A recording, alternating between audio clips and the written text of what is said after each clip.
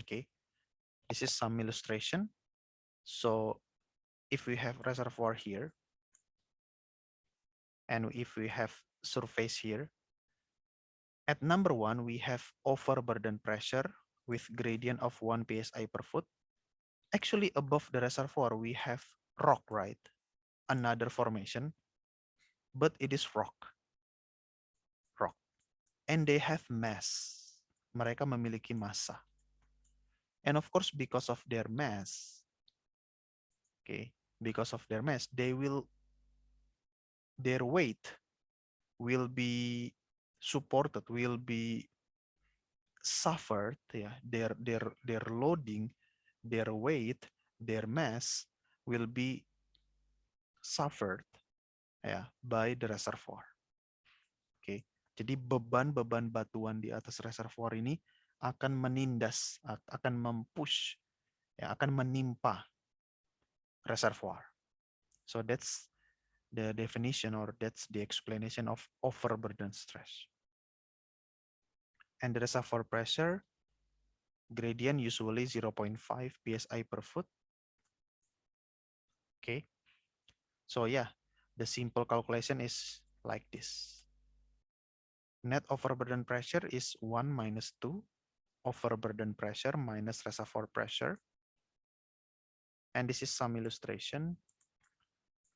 If you have a slab here, element of reservoir rock, compression primarily due to vertical force, yeah, vertical loading, rock weight component with essentially zero lateral movement, yeah. So there is no lateral movement for this experiment, this picture.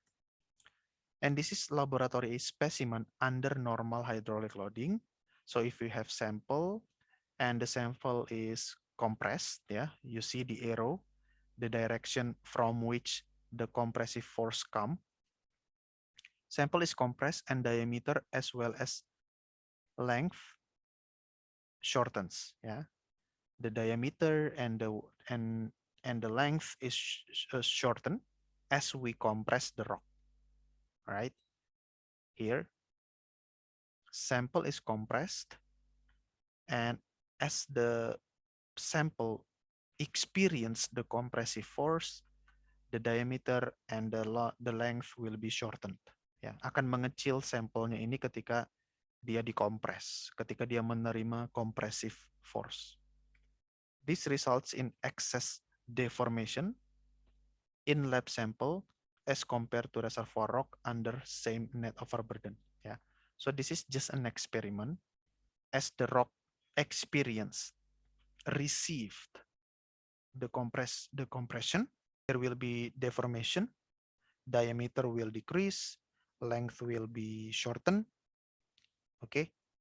But actually the deformation is excessive compared to what happened in the reservoir under the same net overburden. Okay, and then this plot, net overburden pressure, and this is PV is per volume, but it is in cc. And for the horizontal axis is net or effective overburden pressure in PSIA. You have this curve, and we can calculate the instantaneous PV or per volume compressibility by calculating delta PV divided by PV per delta PSI. Okay, so this is the delta PV, this one, and this is the delta PSI, the change of pressure, and the tangent, yeah, here, delta PV. Okay, and here indicates the sample failure indicated by dash line. This is just to get instantaneous pore volume compressibility. Okay, if you have experimental data like this, the curve, you can calculate the instantaneous pore volume compressibility using the tangent of this curve, ya, tangennya, tannya, tangensialnya.